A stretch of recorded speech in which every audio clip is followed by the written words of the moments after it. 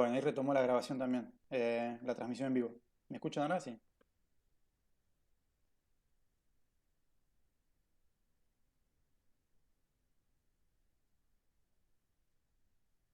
No me escuchan.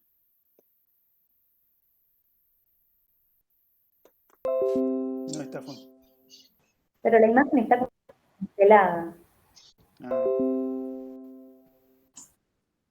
Sí, ahora sí. Sí, ¿Y ahí ven la presentación? Por momentos te movés, pero no, ahora sí. Ahora sí. Bueno, em, este ejemplo entonces es de una compu. ¿Sí? ¿Vieron, escucharon el ejemplo del teléfono? Sí.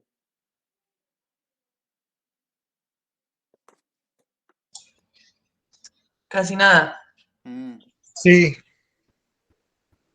bueno, nada, les decía el teléfono que em, más allá, digamos, funciona, se preocupan también porque los materiales vengan de fuentes, de los metales sobre todo, de minas en las cuales hay un pago justo y no hay explotación infantil, y que el concepto, digamos, es que se pueda reparar fácilmente, que se pueda desmontar sin herramientas, incluso la pantalla se puede cambiar sin herramientas, y que el,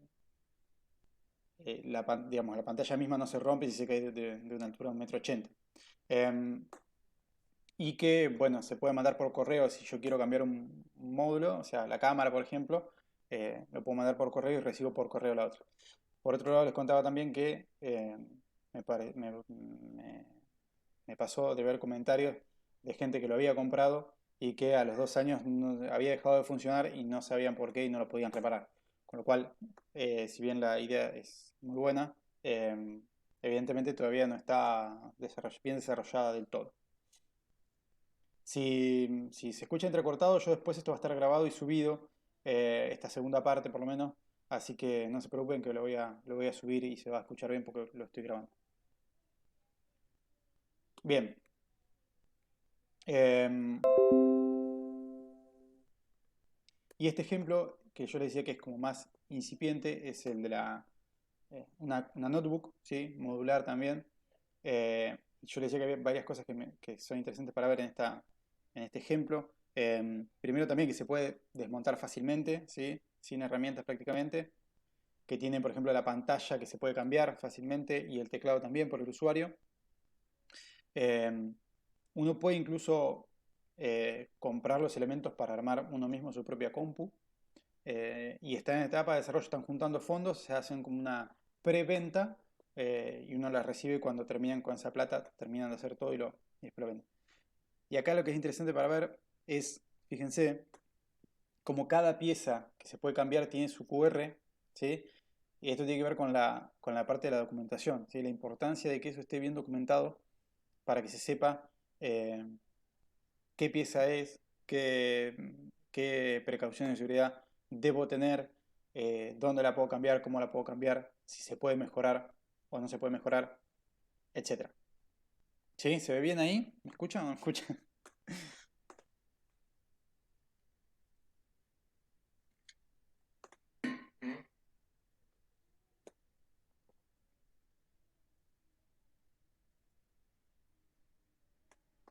Bueno, sigo porque lo van a tener grabado igual. Y este sería como un anti-ejemplo, el ejemplo de esta cámara Nikon, que yo tenía una.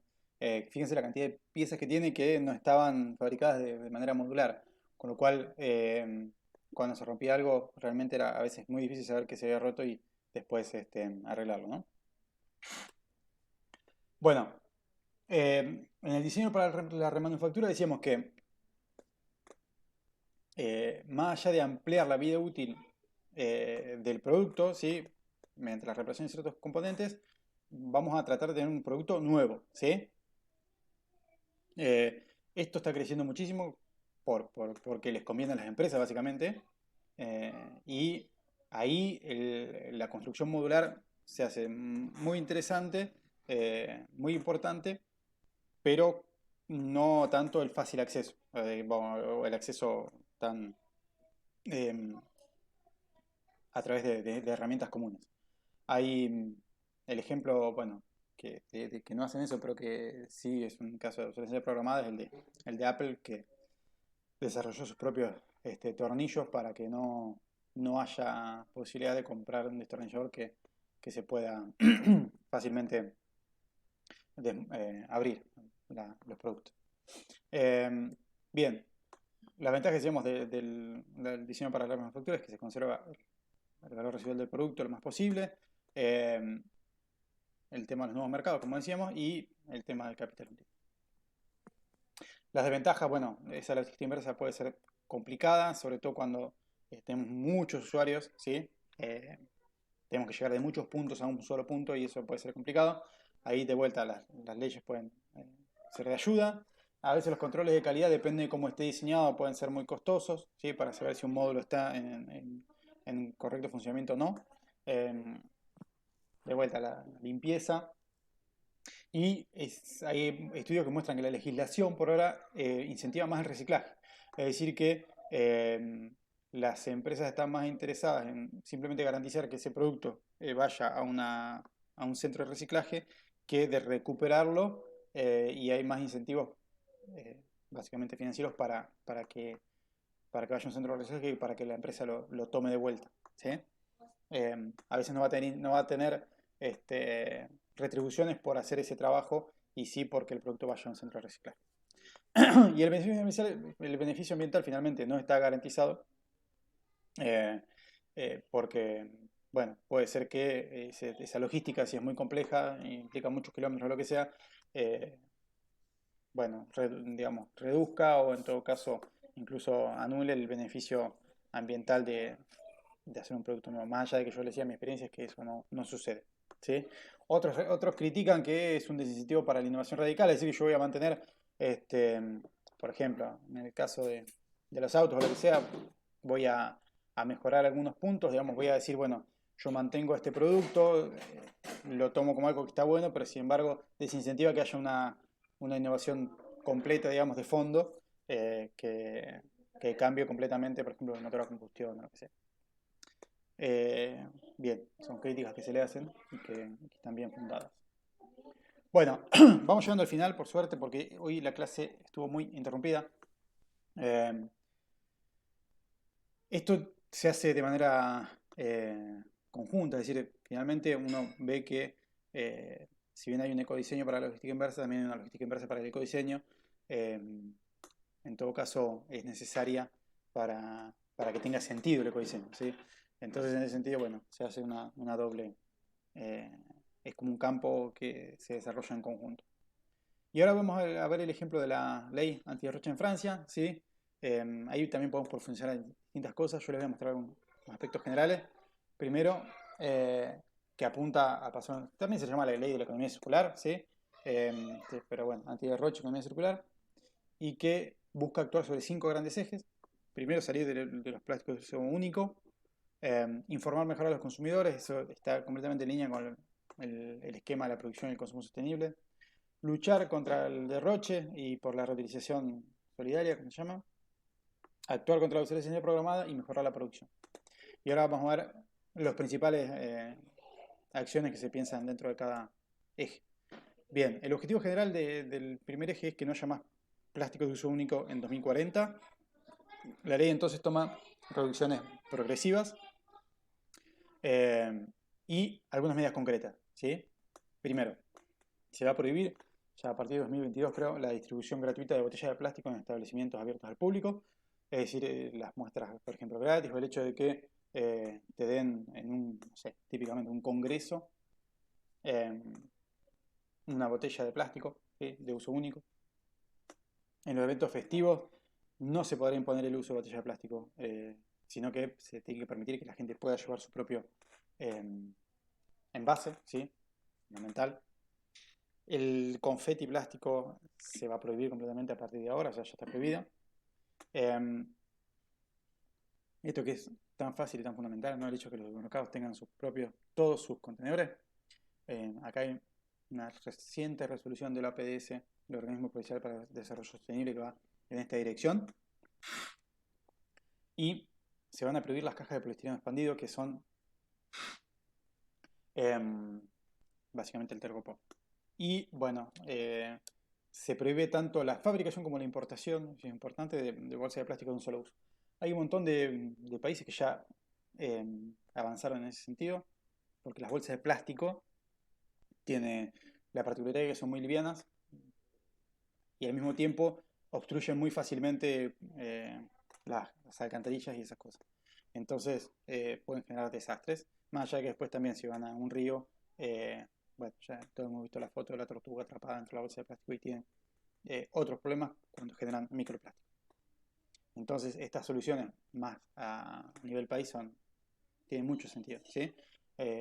Sobre todo para que no haya diferencia. Más allá que es difícil la implementación porque lo vemos acá en Tandil, por ejemplo, se prohibieron el uso de bolsas plásticas, pero no de la bolsa de rollo, ¿sí? Entonces, bueno, sigue existiendo y de alguna manera reemplazó a la bolsa, más allá de que disminuyó el consumo y después más allá de que la bolsa de tela entonces hay que reutilizarla una cierta cantidad de veces para que tenga sentido ambientalmente que se prohíba el uso de la bolsa plástica. En fin, nunca es tan simple. Informar mejor a los consumidores. Decíamos, la idea de primero con respecto al reciclaje que haya un único logotipo para la clasificación de los residuos, ¿sí? Y armonizar el color de los contenedores. Hay una foto que es bastante famosa, no me acuerdo dónde fue que la vi, pero que había un tacho de color verde y pegado a una hoja que decía color azul y uno amarillo que decía color negro, porque muchas veces los contenedores vienen de distintos, digamos, de colores que no son los que con los cuales se debería identificar las corrientes. Bueno, otro tema fundamental es el tema de los disruptores endócrinos. En Francia, varios estudios mostraron que encontraron en pelos, por ejemplo, de niños y niñas, montones de disruptores endocrinos que son los que, digamos, sustancias que interfieren en procesos biológicos, ¿sí? Muchos que tienen que ver con el crecimiento y con el sistema inmunológico, con lo cual son muy importantes. Y entonces la idea es que los productos que los contengan, eso se pueda ver, ¿sí? Mejorar la información de los consumidores en ese sentido también. El efecto del consumo de internet y telefonía móvil en gases de efecto invernadero, ¿sí? Ahí, es decir, en equivalentes de CO2 emitido. Ahí también dependiendo de cómo trabaja, digamos, la compañía, ¿sí? Va a tener, digamos, 1 GB de datos de una compañía, dependiendo de cómo es su distribución, dónde están los servidores, qué tipo de energía utiliza, representa distinta cantidad de dióxido de carbono equivalente, ¿sí? Eso lo van a tener que informar para que el consumidor pueda definir. Ellos ya tienen otro tipo de etiquetas de este tipo en funcionamiento, ¿sí? Con lo cual esto viene a complementar lo que ya existe. Nosotros por ahí tenemos que avanzar también en las cuestiones más de base. Y el tema de la garantía, que es algo que cambia también, ¿sí? Se aumenta el periodo de garantía de los productos, ¿sí? Hay otro proyecto de ley ahora presentado por otro partido de la izquierda francesa, que es para aumentar la garantía legal a 10 años de un producto, ¿sí? Para que la empresa sea responsable de lo que pasa con ese producto en los 10 años. Esto también es para luchar contra la obsolescencia programada. Más allá de que Francia es uno de los países que tiene una ley que sanciona la obsolescencia programada cuando se detecta, ¿no? Milou, s'il te plaît, arrête de crier. Bien, perdón, ya casi terminamos. La parte de luchar contra el derroche y por la reutilización tiene una parte que es contra el desperdicio de los alimentos, digamos que evita que se tiren elementos que están próximos a vencerse, ¿sí? Que se puedan dar a personas que lo precisan. La creación de fondos para la reutilización, ahora vamos a volver sobre esto. Permitir la venta de medicamentos individuales, algo que es bastante lógico. Cuando uno empieza digamos, los medicamentos vencidos no deberían ir a la basura común, ¿sí? Deberían llevarse a las farmacias, ¿sí? Cuando uno empieza a ver qué se lleva a las farmacias, se empieza a ver que de muchos medicamentos se compra una tableta y se consume uno solo, ¿sí? Y después termina entonces haciendo un gran derroche de medicamentos que a la vez hay que darle un tratamiento especial, con lo cual permitir la venta de medicamentos individuales implica reducir ese derroche, ¿no? Interesante. Detener la impresión sistemática de recibos de ticket, digamos, ¿sí? Que no haga falta imprimir los tickets. Y esto que es fundamental, como veíamos, que la contratación pública adopte todas las medidas asociadas a la economía circular, como las que vimos, ¿no? Pero tanto en la parte de energía como en la parte de mobiliarios, como en la parte de esto mismo, ¿no? Comprar productos que se puedan reparar fácilmente, que se puedan reutilizar, etc. ¿Sí? Utilizar la contratación pública como tracción para cambiar el modelo de producción. Y con respecto a la reutilización, lo que dice es, se crean fondos, ¿sí? Con la ley, que están dedicados a financiar la reutilización y reciclaje. Ahí, centros de reciclaje, centros de reparación y otros tipos de estructuras de la economía social y solidaria. Puede beneficiar a las empresas que van a tener que, digamos, bajo ciertas condiciones, y después los sectores que fabrican productos electrónicos de jardinería, etcétera, tienen que aportar el 5% de su ecocontribución, que eso es lo que no existe acá, sí, pero digamos en todas las filiales que tienen responsabilidad extendida del productor, tienen, con el precio del producto se paga lo que se llama la ecocontribución, que es, nada, se financia lo que sería la gestión del residuo para su reciclaje. Y esto, en este sentido, esa ecocontribución, 5% de esa ecocontribución va a servir para estos fondos que van a financiar también la reutilización y los centros de reciclaje, que son generales, digamos, no pertenecen a un sector. Bien. Actuar contra la obsolescencia programada. Esto es interesante, ¿sí? Aplicar un índice de reparabilidad y avanzar en un índice de durabilidad. El índice de reparabilidad, ahora les voy a mostrar cómo funciona. Facilitar las piezas de recambio y promover que esto funcione. Nosotros, la verdad que, como yo le decía, en Suiza, Francia, no está tanto el negocio de la reparación de los autos, ¿sí? Entonces, es caro reparar, digamos, cambiar una pieza es caro, entonces se hace mucho el recambio del auto antes de que se rompa, ¿sí? Y después esos autos terminan o van a mercados secundarios, digamos, de otras partes de Europa, ¿sí? O países del sur, ¿sí? La idea es poder cambiar eso y que por ejemplo, los autos, digamos, otro tipo de productos que pueden tener piezas de recambio, se mantengan más tiempo en la economía, ¿sí?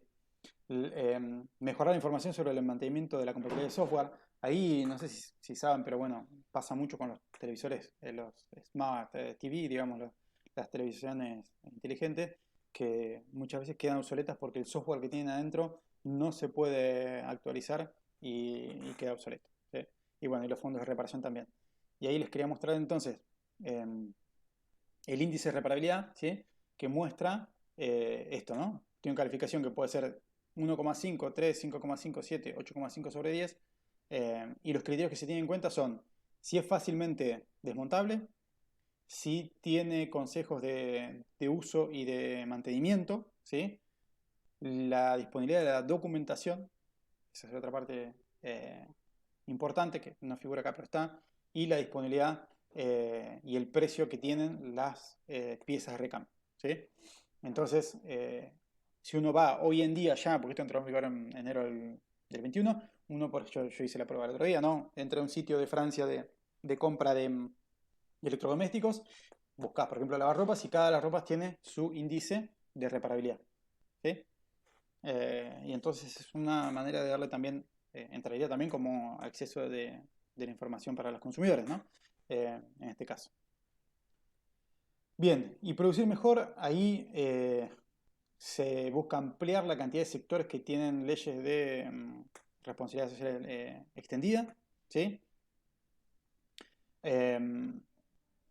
Ahí, bueno, como decíamos, es una parte fundamental de este esquema, de estos nuevos esquemas. de vuelta la importancia de la logística inversa y de financiarlo a través de estas leyes de responsabilidad extendida del productor. Esto es interesante también, digamos, las empresas que si bien son responsables, digamos, de la contaminación y pagan por eso, la idea es que hagan también planes quinquenales de ecodiseño, o sea, para evitar la contaminación, ¿sí?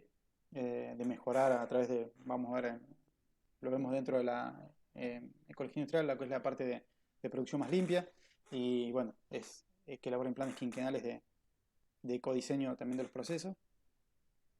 Optimizar la gestión de los residuos en los edificios, ahí, o sea, residuos de construcción y demolición, ahí hay un montón para hacer, hay mucho para hacer, sobre todo a nivel ciudad. Nosotros, la ciudad de Buenos Aires, creo que de las pocas que tiene plantas de recuperación de residuos de construcción y demolición, que son volúmenes gigantes. Y bueno, el sistema de bonus malus, que es interesante, que no solamente premiar a los que hacen bien las cosas, sino también castigar, ¿sí? a los productos que no son respetuosos con el ambiente, ¿sí? O sea, a partir de ahí, un doble incentivo, ¿sí? Porque es incentivo por el lado de que uno tiene un beneficio si tiene un producto que se produce de manera respetuosa con el ambiente, o que tiene buena calificación energética, por ejemplo, en el caso de los electrodomésticos, que su impacto es en la fase de uso mayormente, bueno, que también tenga no solamente el beneficio por hacerlo bien, sino también que haya un castigo para los que lo hacen mal, ¿sí? Entonces, acelerar de esa manera la transición. Bueno, esto es con respecto al ejemplo que yo les mostraba de la ecocontribución, ¿sí? Integrar el reciclaje en el ADN del producto. Y ahí es decir, bueno, por ejemplo, es un productor de galletitas, allá muchas veces vienen en cajas de cartón, ¿sí? Entonces, si yo vendo galletitas embaladas, bueno, el productor paga una ecocontribución a un ecoorganismo, digamos, que va a ser el que se encarga de la gestión de ese embalaje, de ese bueno, lo que sea que envuelve el producto. Fíjense que la contribución es muy baja, si en este caso para un paquete de galletitas 0,0076 euros.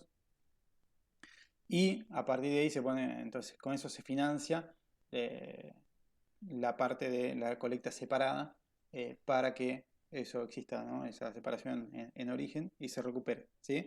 Y que vuelva a ser reciclado. Si no está la ley, digamos, para ese sector de responsabilidad extendida del productor, bueno, es simplemente la diferencia entre la economía circular y la economía lineal. Básicamente es lo que quieren mostrar con este esquema. Esto está también en discusión en Argentina. Yo les contaba que hay un proyecto de ley que se va a tratar en la provincia de Buenos Aires de un índice de reparabilidad de los productos. Más allá de que hay que poner en perspectiva, porque nosotros tenemos históricamente, existe la reparabilidad, y si no se inventa, ¿sí? Más allá de que no haya las indicaciones, hay digamos, un know-how que si bien se va perdiendo, ¿sí? Porque se identifica también que la gente que repara todos los productos tiene un promedio de edad muy alta y que, bueno, a veces es necesario darle una continuidad, incentivar esa continuidad. Bueno, también sería interesante tener mayor información para los consumidores de todo, de lo que pasa con ese producto, ¿sí? Entonces eso entra de lleno en el campo de la producción y consumo sostenible. Eso es todo por hoy. Tengo la extraña impresión de estar hablando un poco solo.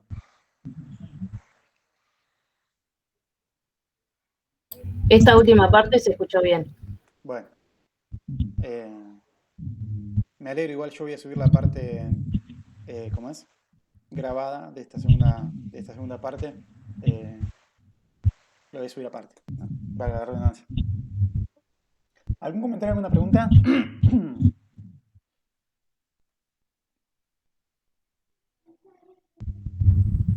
Son ustedes de tener en cuenta, bueno, sí. Es muy interesante esto de la ley antiderroche, los objetivos, y no es nada fuera de lo que se puede hacer también en otros países. Sería bueno que lo copien, ¿no? Sí, yo para mí totalmente son cosas que son, dentro de todo me parece que son fáciles de hacer. Sí hay, digamos, evidentemente es necesaria una decisión política y a partir de ahí las discusiones están. El índice de reparabilidad puede ser útil, pero bueno, para mí el camino es cambiar la estructura, ¿no? Y ahí trabajar a nivel nacional. Más allá que tengo una larga tradición nosotros de leyes que están buenísimas y no se cumplen. En la provincia de Buenos Aires, digamos, ya la ley de gestión integrada de residuos sólidos urbanos, que vamos a ver después, es interesante, nunca se pudo presenciar bien. Estoy trabajando después en un proyecto que vemos la ley 13.059, los que trabajan por ahí en civil lo están presentes, que tiene que ver con el aislamiento de los edificios. Tampoco se cumple, más allá de que es muy buena y es muy importante también incluso para... es otra ley que entra de lleno, digamos, en este tema, porque como veíamos, ¿no? Muchos de nuestros flujos de materiales son para usos energéticos, ¿sí?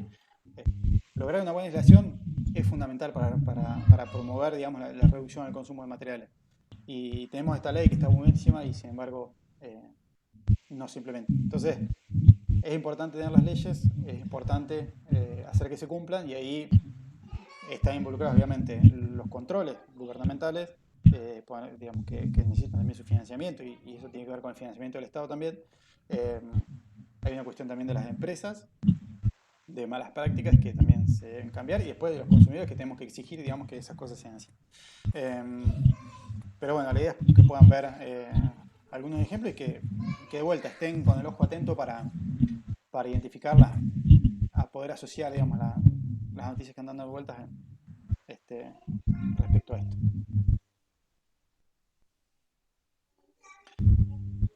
Bueno, si no hay más comentarios o preguntas, yo les propongo que nos veamos la semana que viene.